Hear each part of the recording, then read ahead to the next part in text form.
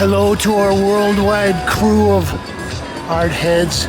It's James Kalm, your half-ass reporter, and we're in Midtown on East 56th Street. Maybe it's 55th Street. We're gonna run in here at the Anton Kern Gallery so we can partake in part 11 of Singing in Unison, part of the Brooklyn Rail's curatorial program. And the title of the show is Love Poems, curated by Chris Martin. Stay tuned. Well, okay. This might be too crowded to do any filming tonight, but we can pan around. Hey, folks. Gosh, this is the place to be. It's a Julian Schnabel painting. We are back on West 55th Street at the Anton Kern Gallery. We're going to go in and take a little more in-depth view at Love Poems, curated by Chris Martin. Stay tuned. Well, I came in about a week ago for the opening, and well, the place was packed. So I said at that point I'd have to come back and take a closer look. We're just gonna catch some of these because there's a lot of pieces in the show. This is Steve DiBenedetto. Cyber Mime. It's all on canvas, and I estimate that's about 20 by 20? Well, 19 by 17. I've got a nice Joe Bradley painting titled Lightworker 2020, oil on canvas 68 by 68.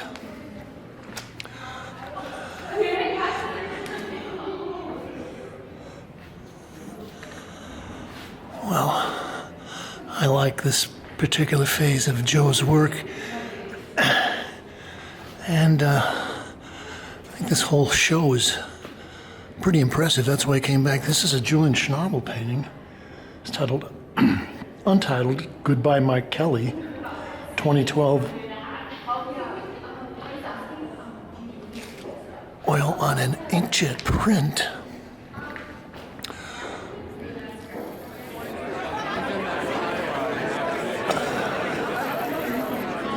This is actually kind of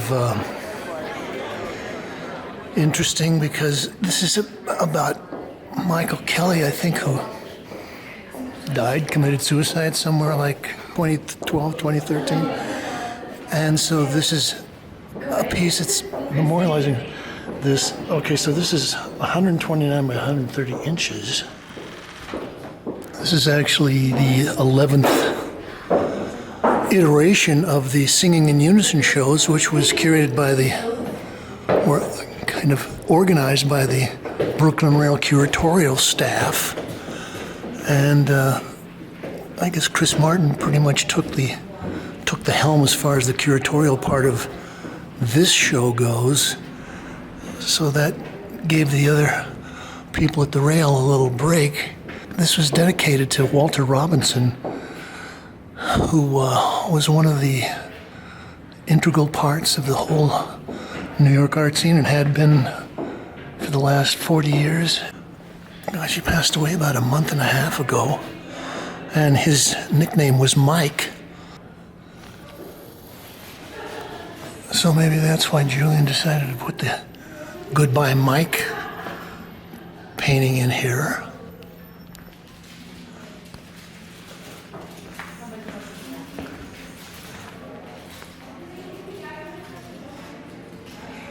It's a Ralph Albert Blakelock. Into the Night, oil on canvas. They don't have a date. It's probably the late 1870s, maybe. I think Blakelock was a contemporary of Albert Pinkham Ryder, and well, they may have been kind of grouped together with the Illuminationists, some group like that. It's Kathy Bradford. Well, I think Rick Teravanisha and one of his students is doing a food performance.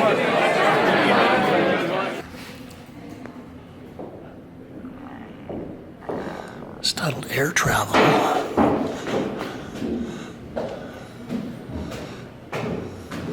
Kathy's been getting a lot of attention lately, but that's okay. She's been a major part of the Brooklyn painting scene for about 35 years, something like that. There's another Brooklyn stalwart. This is Joyce Pensato.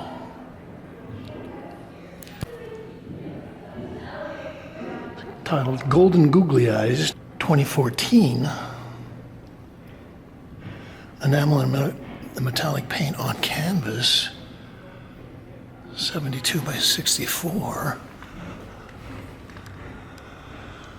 Well, I've got a little video clip of Walter Robinson at a Joyce Pensato show, and he's talking about her metallic paint. Maybe I'll paste that in here.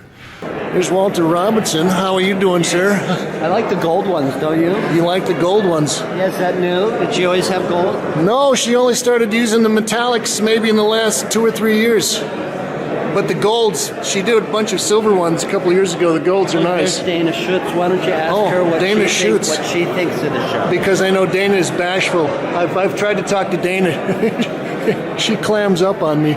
You know what I told Mark Kostabi that pyramid of books? Yes. That it represented the Tower of Babel. That's very good, Walter. Tower of Babel. Well, you know, you came up with the term of zombie formalism. That is correct. I'm also going to coin another term that you came up with, and I'm going to be the main member of this movement, which is the romantic piffleists. Wasn't that what you said? Anybody that stands up against capitalism is just full of romantic piffle? Romantic piffle? So I'm going to be the romantic piffleist. Where is this show with your map of the East Village? Suffolk County Community College. Is it still up? It is still up. So I have a car. I'll give you a catalog. Saying Walter was quite a operator, mover shaker, a friend of many artists. This is Rose Wylie. 2 pedestal tables and cake.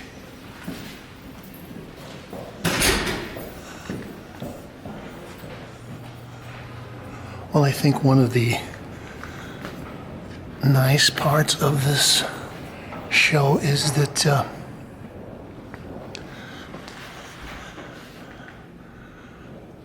Chris is a real paint head, and most of this work has got a real tactile aspect to it. This is Purvis Young, multi-panel piece with warriors.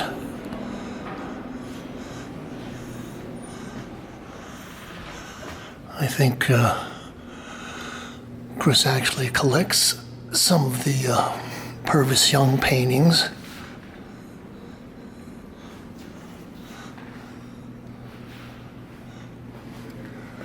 Okay, here's the back gallery.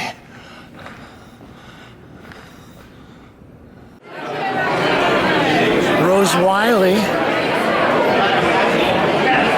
Purvis Young. I've actually seen a lot of Julian pieces in here.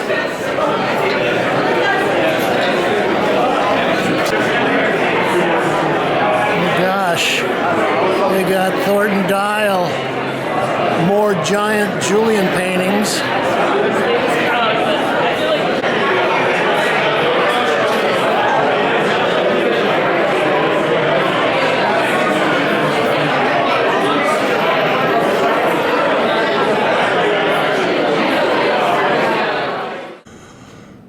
So this is Uman.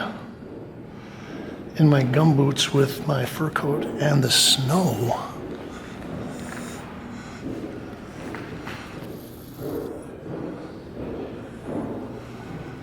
Well, I like the way that the fabric is kind of puckered. This probably was painted on the floor or something and then just pulled up and kind of draped over the stretcher bars.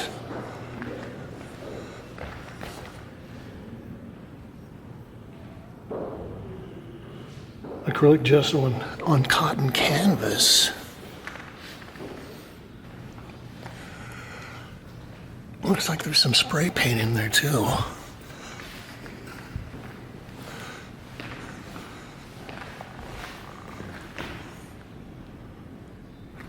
This is Thornton Dial, untitled, 1990s, oil and canvas, 48 by 72.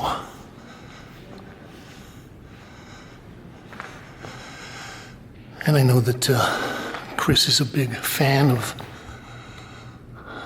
outsider art, and I guess what they're calling American Southern Vernacular art.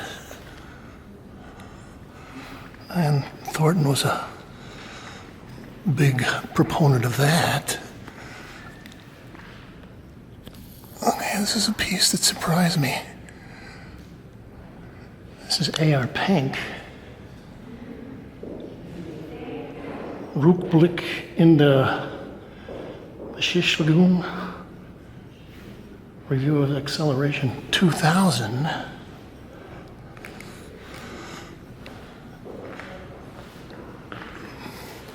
More Joe Bradley.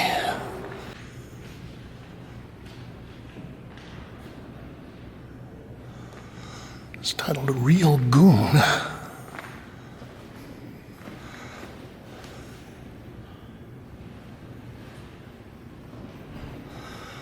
Okay, so this is interesting. I like the way that this is kind of been collaged together. The canvas is sewed together from several pieces. And, yeah, Joe used to do a lot of paintings that had footprints and all kinds of things that you might find on the floor of a studio stuck in his paintings. Actually, I'm looking at this and kind of getting a flashback of Captain Beefheart, Don Van Vliet. This is another huge Julian painting, and I think I've even talked to Chris about the fact that Julian was very influential on him. Partially it was his fearless and bold approach to splashing out the paint, but the other part was that Chris is very much into huge scale. And yes, Julian does a lot of big paintings. As a matter of fact, I believe I saw this painting in a show. I can't remember what the title was, something like a Square of the Sky, the Prisoner, or the Square of Blue, the Prisoner Calls Sky, something like that. About the same time that the COVID pandemic started, so we're talking about 5 years ago. It's Ron Gorchov. 6/1/2006. I was talking to somebody at the opening about this painting, and they said that this is from the collection of Ray Smith. And I was saying that I used to go to some of Ray's shows and things that he had people curating. Some parties over at his place near the Gowanus Canal. It's a very nice and big Gorchov.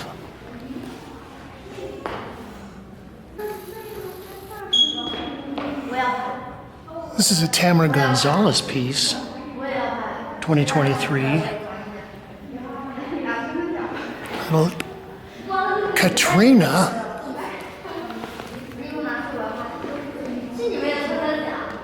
Oil, glitter, pastel, and collage elements on canvas.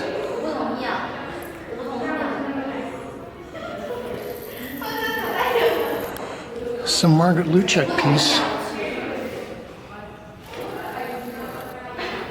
titled For Lee, 2022-2023, 60 by 48 inches. I was out at Margrit's and Bill Jensen's studio about a month ago, and we got in and saw some of her recent pieces. And, well, it's one thing to see a lot of someone's work in the studio with other pieces that they've done, and then it's something else to see them in a context, especially with a bunch of maybe some of the strongest contemporary painters who are working today. And Margrit's work stands up pretty well.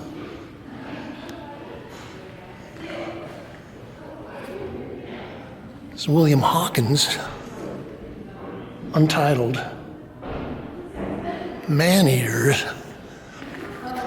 Well, we just went to the Outsider Art Fair last week. Okay, William Hawkins, born Kentucky, July 27th, 1895. Well, we went to the Outsider Art Fair last week, and they've always got a lot of William Hawkins paintings out there. And this is a particularly nice piece. I think one of the things I like is that William was working with enamel and had a real touch for it. Lands de Los Reyes, Working Monsters. This is acrylic on canvas, 66 by 76.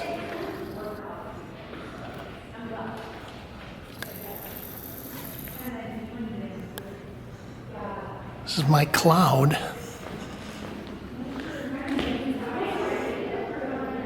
Star, white square, 2017, oil on canvas, 80 by 70 inches.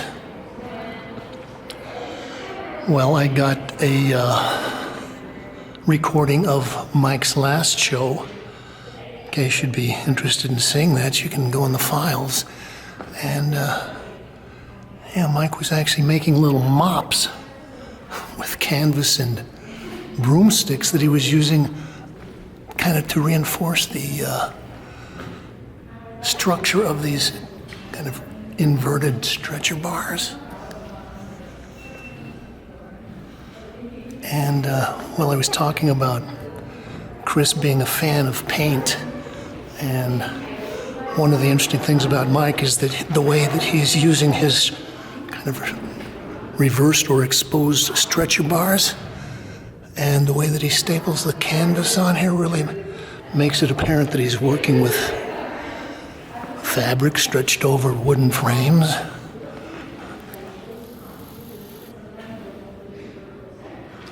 This is Josh Smith, untitled.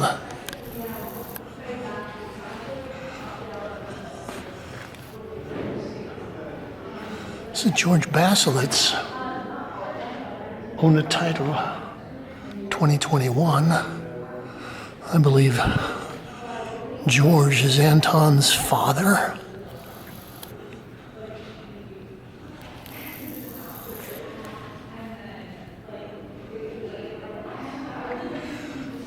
Carl Chaineke, Satellite 2025. Okay, this has got a lot of stuff. Falfer acrylic, polar fleece, epoxy putty wire, and paper pulp.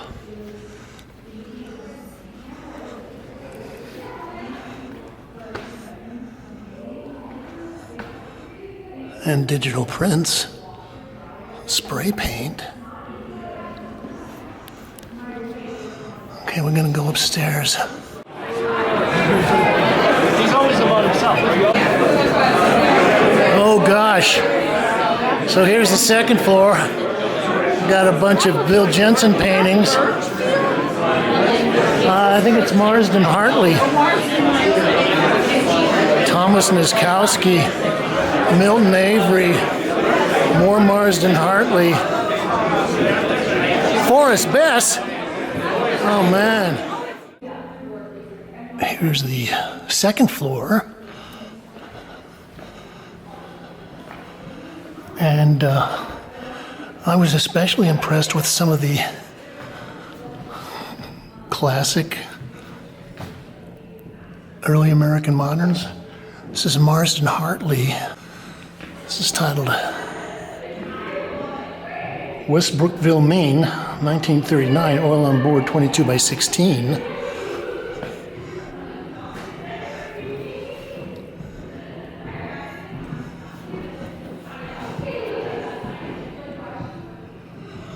This is Bill Jensen,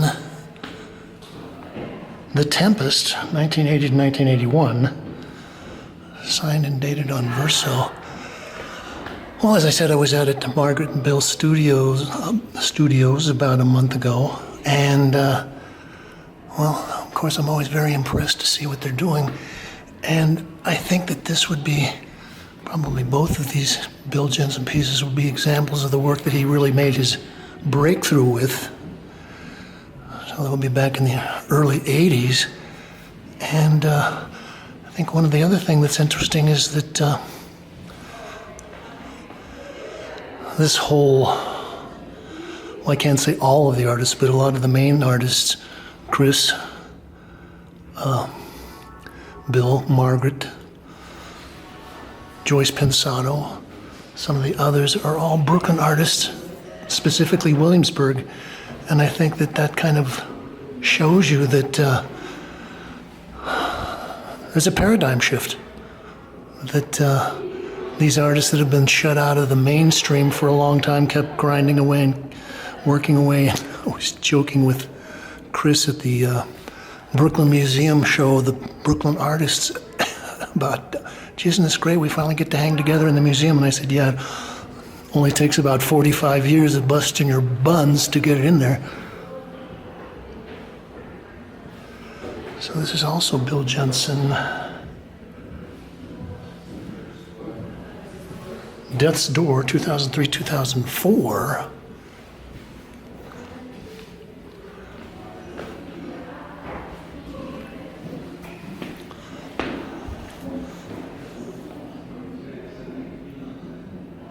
Witch's Brew 8, 2025, 39 by 31. Well, one of the reasons I think Bill is so well respected in the painting community is that Bill is, like myself, kind of a paint nerd. And well, I was recently interviewed by someone on an art blog and was talking about some of my materials and processes, and how it was my theory that painting is actually kind of the latest evolutionary state of alchemy. And well, she agreed, called me an alchemist, but I would say that I think Bill really is an alchemist.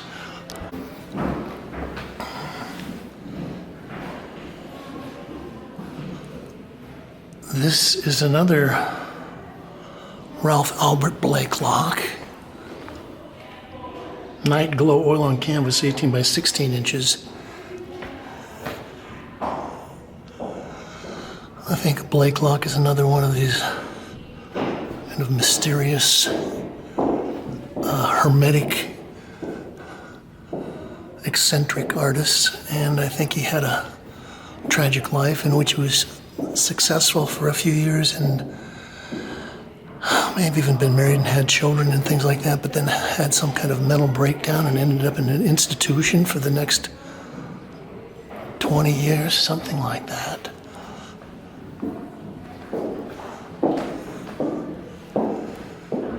Steve DiBenedetto. another alchemist.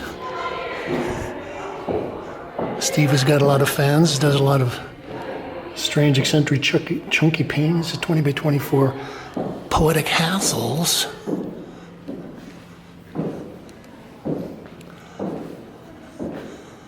This is Tamara Gonzales. Clear Blue Sky 2023 acrylic and pastel on canvas. Well, Tamara is Chris's wife, and I think I've been visiting Tamara's studio since the early aughts.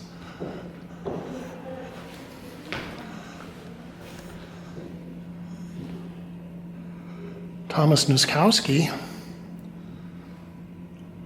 Untitled, 2012, oil on linoleum pen, 22 by 28 inches.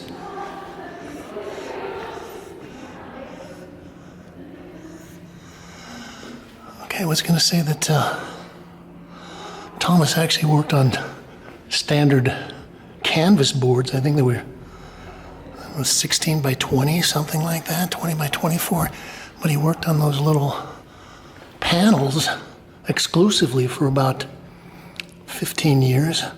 I guess at some point when he was a young artist in New York, like everybody, he was sort of taking the challenge of the abstract expressionists and wanting to paint big, but I guess he decided that was a little too melodramatic and decided he would go in the other direction, so he did a little intimate panels.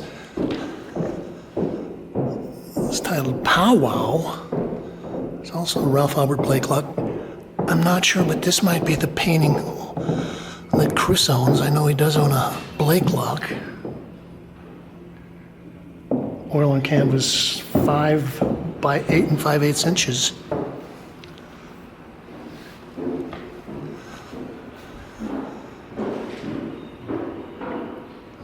Thomas Nuskowski. Okay, so this is what I was talking about. This is 1987, oil on canvas board, 16 by 20.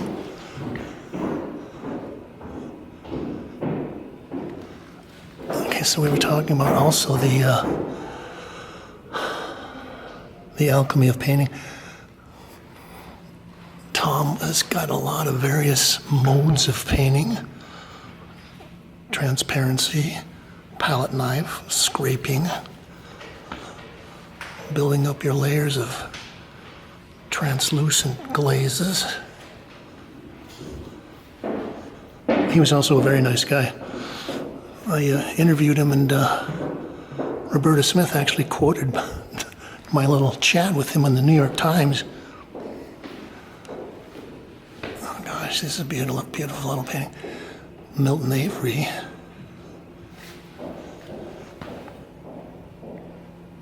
Titled Flight, 1959. Oil on canvas board.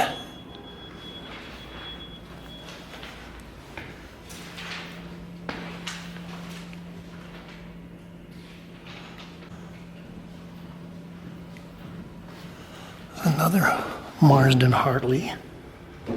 Autumn Dogtown Common, oil on board, 12 by 15. So I think Dogtown was somewhere up in Massachusetts, near Provincetown, maybe. Somewhere up there on the northern coast, and Marsden Hartley used to spend his summers there every year for many, many years.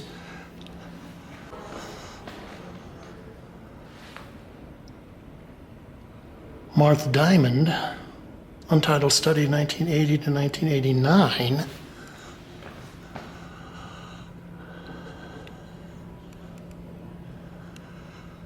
And another person that has passed on was a very dynamic and ingratiating person in the art scene.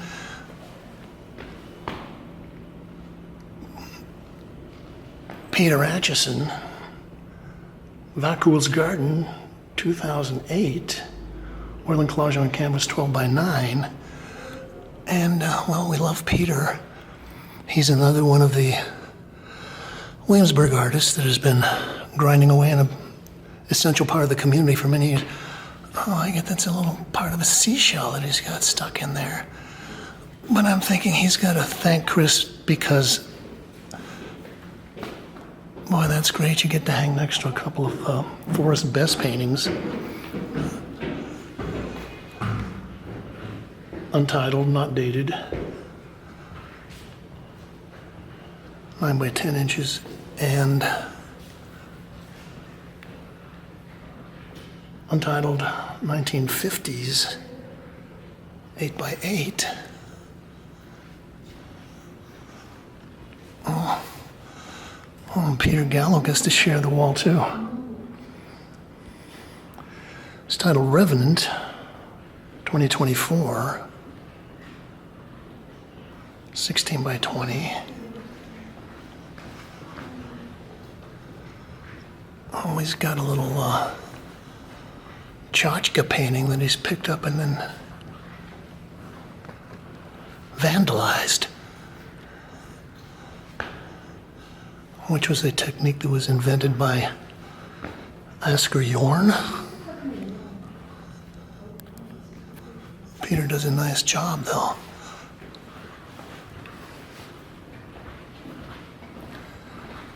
Another Peter Atchison. It's titled Dark Landscape, 11 by 14.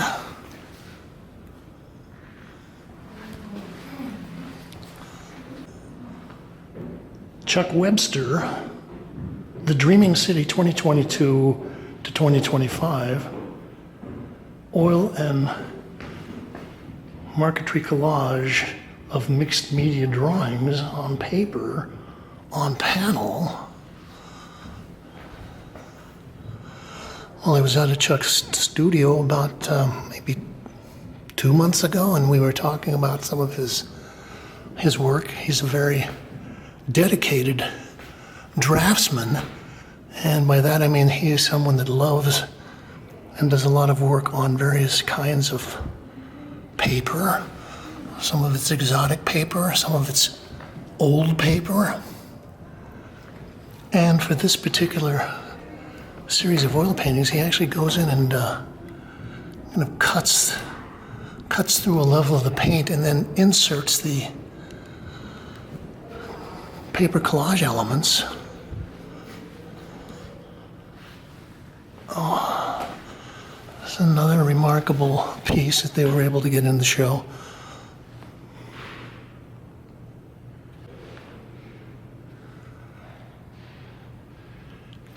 Alfred Jensen, Egypt's Magic, oil and pencil on paper, it's 18 by 22 inches. Okay, I'm a big Alfred Jensen fan. I just love the directness, the urgency of his work. And I love the way these works on paper with oil have aged. You know, they got this halo.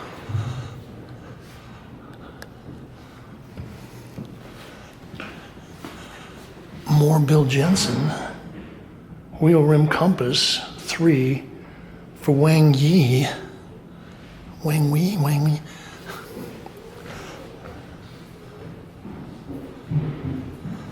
I know Bill is a big fan of Oriental philosophy, Oriental poetry. And I covered one of his last shows at Chime and Read, and he had I think he called it the double yin-yang symbol that he's developed. Oh, it's another Margrit Lewczuk piece.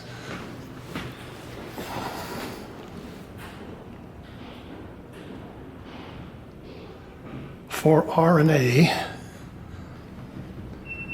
2024 acrylic on linen, 60 by 48.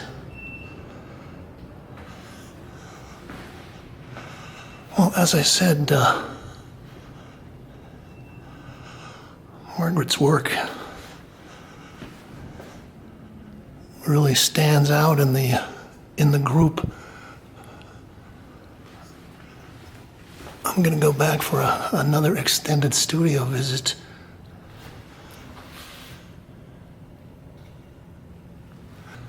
This is a Peter Acheson painting piece.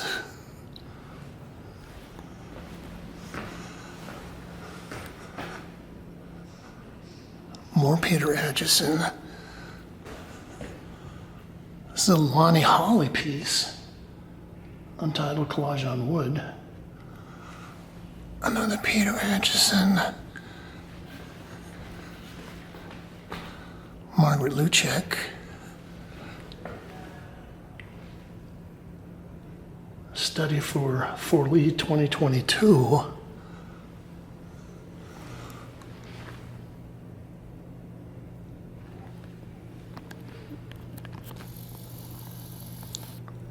More Peter Acheson.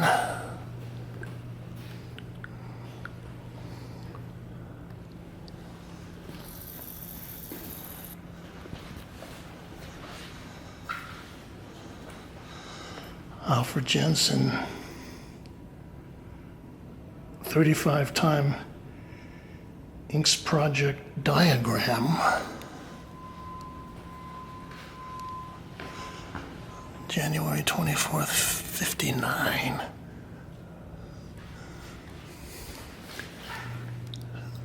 E.J. Hauser.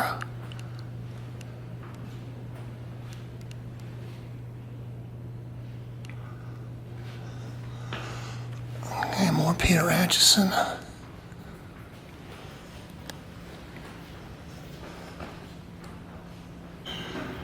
And this is the third floor, which is also packed.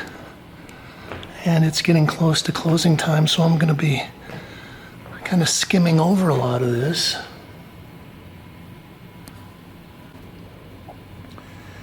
This is Brian Belot, puff painting.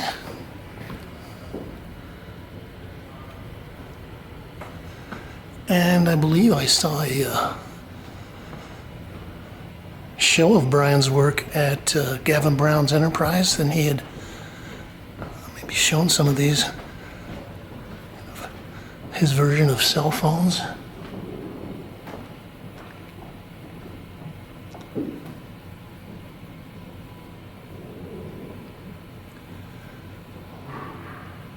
Zoya Greases, Argyrus, the Spade 2025.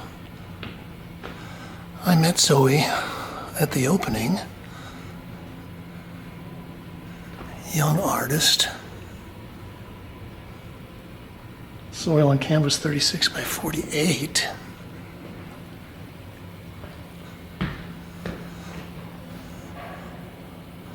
More Brian Belot. American Runs 2020.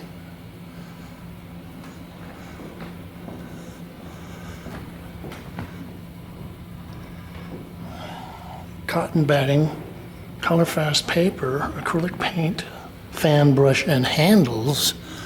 I guess you could probably plug this in. Oh, and he's got his masonry tools that he stuck in there.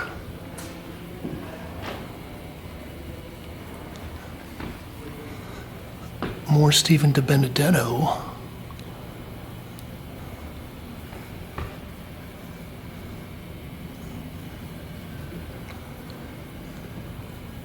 And Stephen is actually a pretty good colorist, too.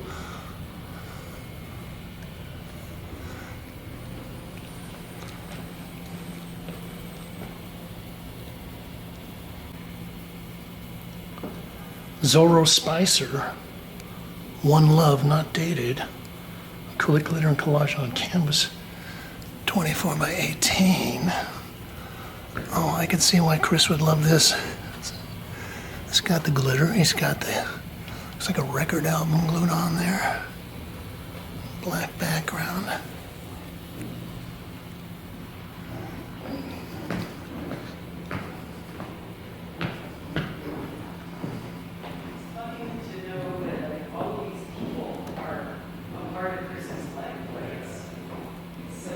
Lands de Los Reyes, Untitled 2021. Acrylic on canvas, 80 by 60.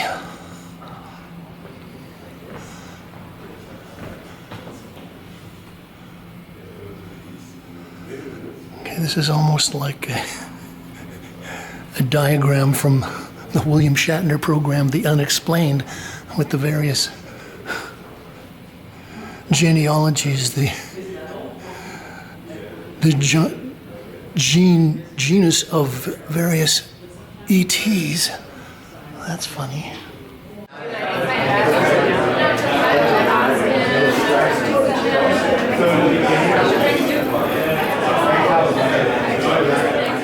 Well, it's getting to that point of the end of the day where they're getting ready to close the gallery, so I'm going to run through most of this. And I apologize to all the people whose names I don't get.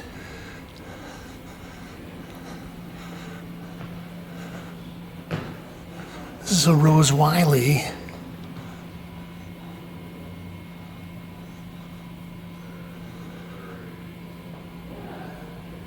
A profile in yellow.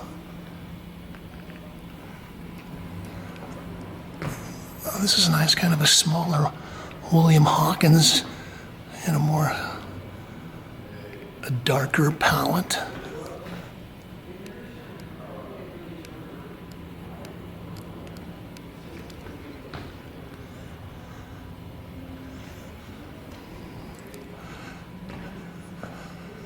Okay, more Peter Gallo. Antigone. Gosh, I was trying to think who Antigone is. Is that Ulysses' wife? Some Greek heroine.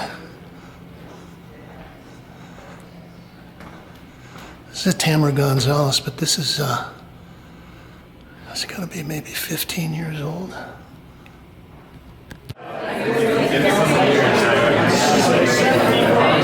No Tamara Gonzales painting?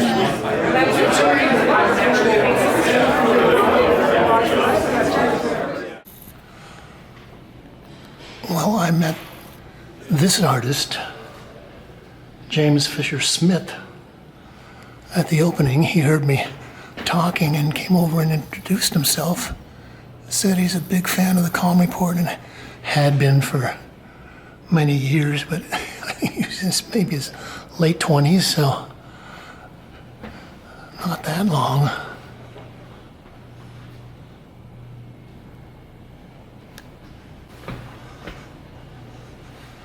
This is a Rick Briggs, another of the longtime Williamsburg painting crew. So they're saying a lot of these people are and have been Chris's friends for decades and kind of watched the Williamsburg art scene take off from 3 or 4 galleries. I think Peter Atchison actually he and his wife had an early gallery out there.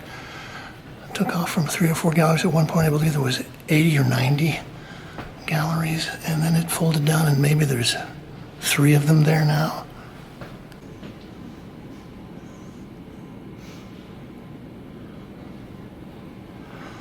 Jonathan de Decker. I thought this was an intriguing piece. Acrylic charcoal and oil on canvas. Hey, Jeffrey.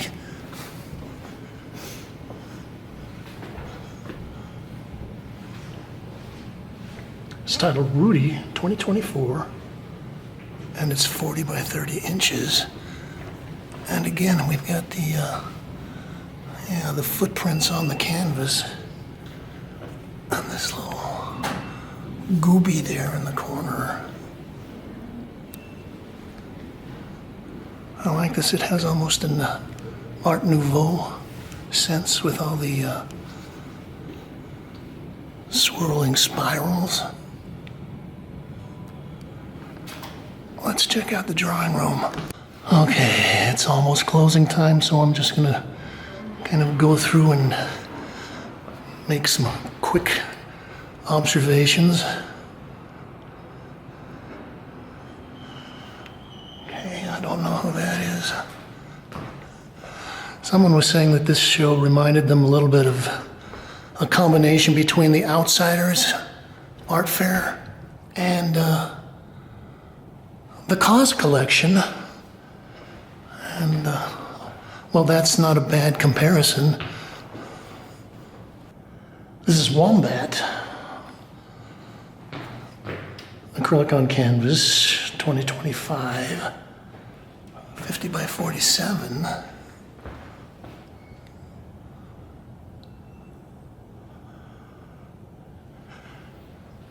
I think another interesting aspect of this, besides the fact that it looks like the Outsiders and the Cause collection, is that I think Chris has done a great job of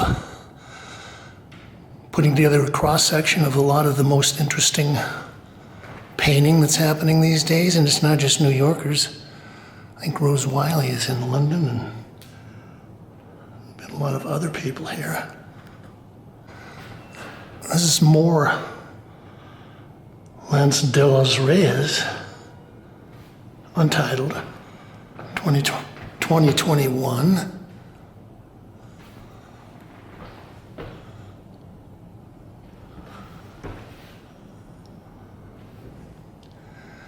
I think this is more Wombat.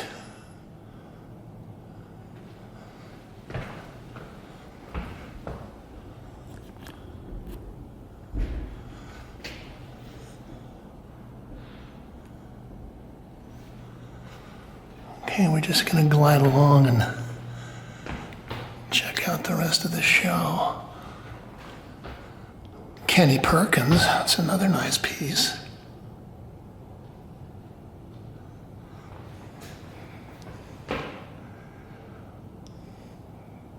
Arden Drabus.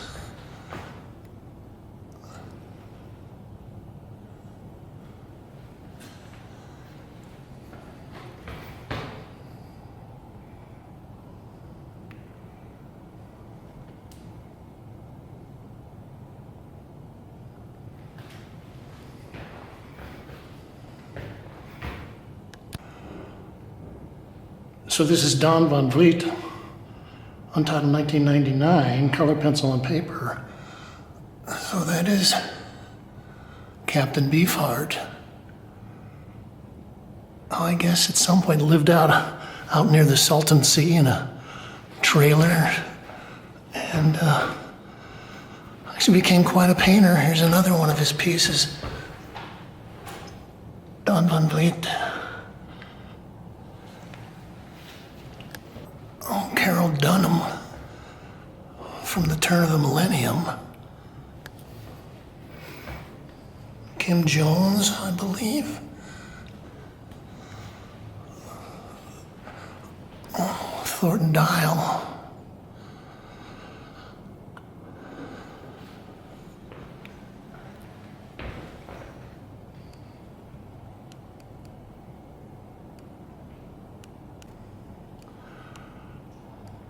Ryan DeLavel, something like that.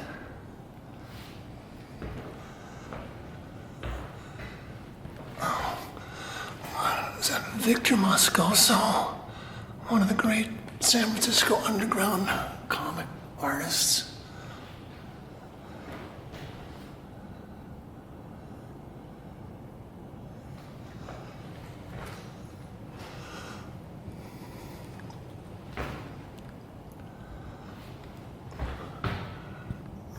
Those are nice.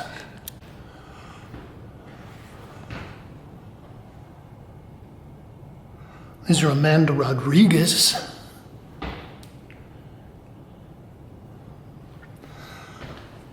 More Carol Dunham. And is the penis nose guy.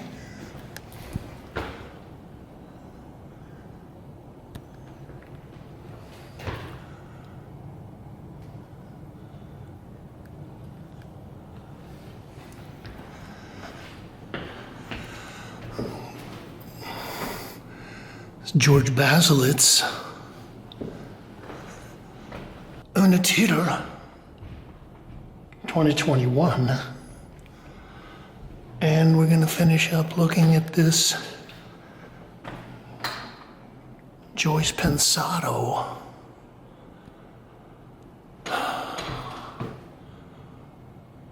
Oh, it's great. You see all the pinholes in the corners there. Oh, Joyce used to work on these for months and erase holes through the paper and everything else. Oh, we miss Joyce. James Kalm reporting on love poems curated by Chris Martin at the Anton Kern Gallery on East 55th Street. This show has been dedicated to the memory of the wonderful Walter Robinson, and it's part of the Brooklyn Rail's Singing in Unison. Artists need to create on the same level, on the same scale that society has the capacity to destroy. You can like this, share, link it up on your social media sites. You can talk about it. You can recommend it. And you can leave your suggestions, comments, reviews, and ideas below. We'd like to thank the Brooklyn Rail Curatorial team, Chris Martin, and especially thank you, Walter Robinson. And as in the 19 years we've been producing these, thank you, Kate.